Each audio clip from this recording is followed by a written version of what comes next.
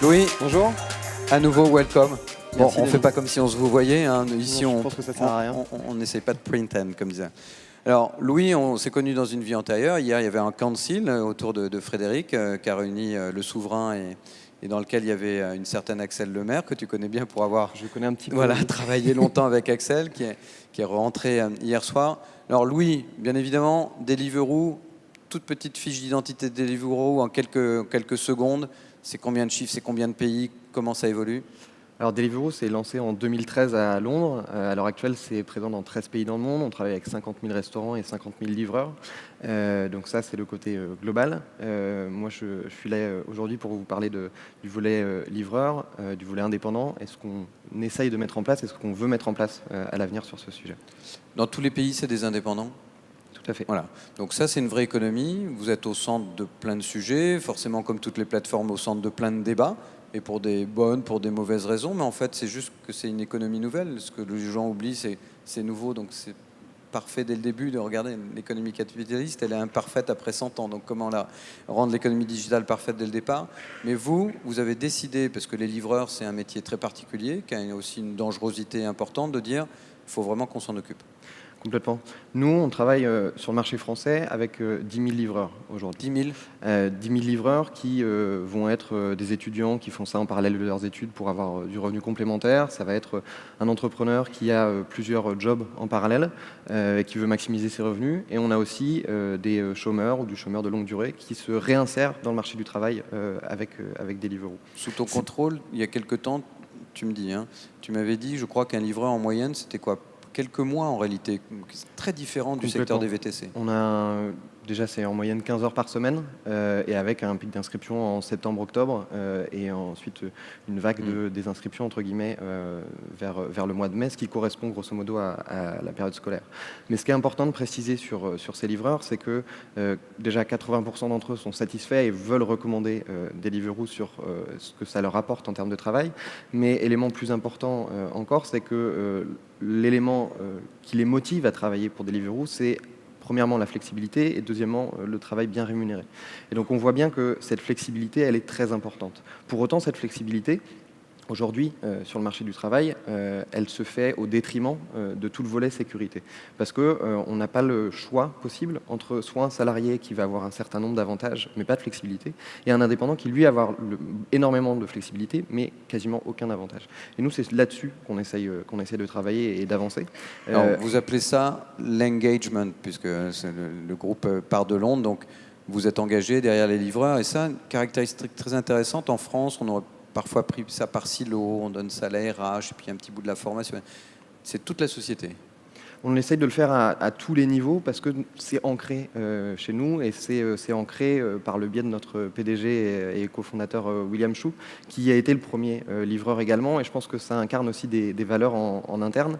Alors ça se fait, nous, sur le marché français, dès 2017, on a été les premiers au monde à offrir une assurance accident du travail à l'ensemble des livreurs de manière gratuite. Aujourd'hui, la plupart des plateformes le font et on est ravis qu'elle nous ait suivis là-dessus. Et ça va justement dans cette logique, à notre avis, de Day One, parce qu'on est là concrètement pour partager des bonnes pratiques et essayer d'aller ensemble de l'avant. Alors dans les bonnes pratiques que vous avez déjà mises en œuvre, tu peux nous les rappeler parce qu'il y a des choses en termes d'assurance qui ont été mises en place ces derniers mois. Oui. Dès 2017, on a mis en place une accident du travail gratuite, dès le premier euro de chiffre d'affaires qui est pris en charge par Deliveroo. Là, en début d'année, on a annoncé l'investissement de 10 millions de pounds dans le monde entier pour protéger nos livreurs, peu importe le pays dans lequel ils sont présents. Ça inclut une assurance accident du travail, responsabilité civile, une forme de complémentaire également. Oui. C'est un premier pas. On travaille quotidiennement sur ce sujet pour essayer de trouver des mécanismes et des choses complémentaires. Notre PDG estime que, et ça fait complètement écho à ce qu'a dit le PDG de Michelin ce matin, on est une entreprise, mais une entreprise, c'est plus qu'un business. Ça doit apporter plus que de l'argent. Et c'est là, quand on parle d'évolution de la société, évolution du monde du travail, il est super intéressant et super important que les entreprises fassent plus. Bien sûr. Alors justement, pour faire plus, c'est quoi les grandes pistes que vous avez en tête aujourd'hui sur lesquelles vous avez envie de travailler? Alors, au-delà de l'assurance et de la protection, je dirais, classique, un indépendant, aujourd'hui, il n'a pas le droit, quand il arrête de travailler, il n'a pas le droit au chômage, il n'a pas le droit au congé payé, il n'a pas le droit à un système de retraite. Il peut le prendre en lui-même, mais il ne l'a pas automatiquement. Donc, ces trois volets-là sont des pistes de réflexion et on espère pouvoir annoncer des belles choses sur ce volet-là dans les semaines à venir. Alors, je sais qu'on n'avait pas parlé, mais j'y pense parce que la France est un pays particulier. Juste 30 secondes là-dessus.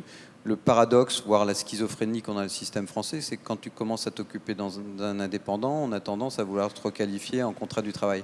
Puisque vous êtes dans autant de pays, c'est un son, quelque chose que vous entendez régulièrement, ou c'est typiquement français? C'est quelque chose qu'on retrouve globalement parce que l'évolution du marché du travail se retrouve dans le monde entier. Ouais. Nous, on le dit publiquement, on veut mettre fin au compromis qui existe actuellement entre la flexibilité et la sécurité. C'est pas parce qu'on a de la flexibilité qu'on ne doit pas avoir de la sécurité. On travaille avec différents gouvernements dans le monde et les parties prenantes partout. Sur ce sujet, il y a un point très intéressant qui est en train d'évoluer en France, avec notamment le député Aurélien Taché et la ministre du Travail Muriel Pénicaud, sur une idée de charte qui permettrait justement aux plateformes et aux indépendants d'écrire noir sur blanc les différents avantages qu'on peut offrir et la relation qu'on a avec les indépendants. Et ça ferait pas l'objet d'une requalification. Ouais. Et il est important de préciser que sur ce point-là, ça ne veut pas dire que les livreurs n'auront pas le droit d'aller rester en justice et de demander une requalification sur d'autres sujets. Mais ça permet de sanctuariser des bénéfices que les plateformes pourront offrir aux indépendants. Et ça, c'est un travail qu'on a été fiers de faire tous ensemble avec l'Observatoire de l'ubérisation, puisqu'on a beaucoup contribué. C'est vrai qu'avec Muriel Pénicaud, on a une interlocutrice amie et à l'écoute. Alors, dans les 3 minutes qui nous restent, on voudrait vous annoncer 2 choses. Une annonce d'une annonce qu'on fera plus tard, ça s'appelle du teasing, et puis une annonce de l'implication de Deliveroo dans Day One. Donc on ne donne pas de date exacte, mais quelque part avant la fin de l'année. Ouais.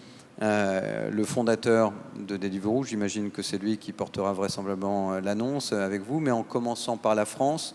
Donc on devrait pouvoir être capable, Day One, d'annoncer ensemble une mesure qu'on ne dévoilera pas, mais qui me semble complètement essentielle et qui sera vraiment une sorte de bombe atomique quand même dans le... Parce qu'elle va forcément faire des vagues, elle va entraîner une forme d'adaptation. Les autres plateformes vont le regarder, vont vouloir le faire, vont leur s'en inspirer, parce que si vous le faites, les livreurs viendront chez vous, plus chez les autres. Donc c'est aussi d'ailleurs un avantage compétitif qui peut être intéressant. Donc ça, est-ce qu'on peut se dire qu'en gros... on peut faire un peu de teasing et d'ici la fin décembre ou début janvier, on aura dit quelque chose ensemble? Complètement, c'est quelque chose qui va arriver très vite, sur lequel concrètement on travaille au jour le jour. Tu l'as très bien dit, c'est un pas pour Deliveroo en tant que plateforme, en tant que société vis-à-vis des livreurs avec lesquels on collabore, mais plus largement, c'est un pas de plus pour les plateformes, parce qu'on sait très bien qu'une fois qu'on va faire ce pas, d'autres vont suivre et peut-être que d'autres vont aller plus loin aussi. Donc on est dans une progression constante sur ce marché-là. Ouais. Et ça va être intéressant aussi de voir l'équilibre entre le fait d'augmenter effectivement ces avantages, de rendre ou de laisser le modèle économique pérenne et d'apprendre à cette économie digitale effectivement à trouver l'équilibre entre les deux. Et alors, puisqu'il nous reste... On est bon, hein, il nous reste 1 minute 11. Donc je te laisse le soin de dire ce qu'on va faire ensemble en lançant un groupe, mais je te le laisse. C'est ta décision, c'est votre décision. On en est très heureux, mais c'est à toi de le dire. Oui.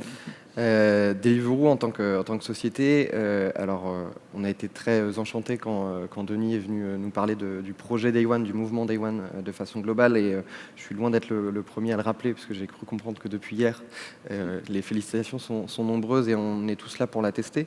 On a fait le choix de s'impliquer dans ce mouvement justement parce que sur la Tech for Good, il y a énormément de choses à faire, non pas en allant à l'encontre du progrès, à l'encontre des innovations, mais en poussant le plus d'entreprises possible à faire du bien autour d'eux. Je vais rementionner le PDG de Michelin qui a fait un discours très très inspirant, je trouve ce matin.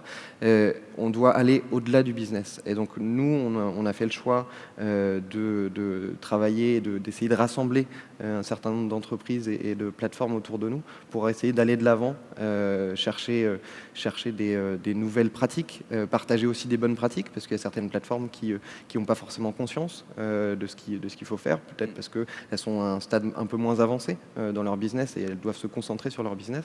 Et donc si on peut être moteur là-dessus, on sera bien entendu enchanté de le faire. Donc on vous annonce, Louis et moi, officiellement, devant les caméras, la presse, le monde entier, voire au-delà du monde, and beyond, comme disent les Anglais, que Deliveroo sera à la tête d'un groupe qu'on a appelé pour l'instant entre nous le Future of Jobs. Ce sera la plateforme leader qui prendra la tête de ce groupe, qui va assembler au niveau mondial un certain nombre d'autres entreprises, digitales ou pas digitales, pour accompagner ce mouvement. Et donc on peut féliciter Deliveroo parce qu'ils se lancent et c'est eux qui seront à la tête de ce groupe. Merci. Merci à tous. Merci. Merci Louis. Bonne journée.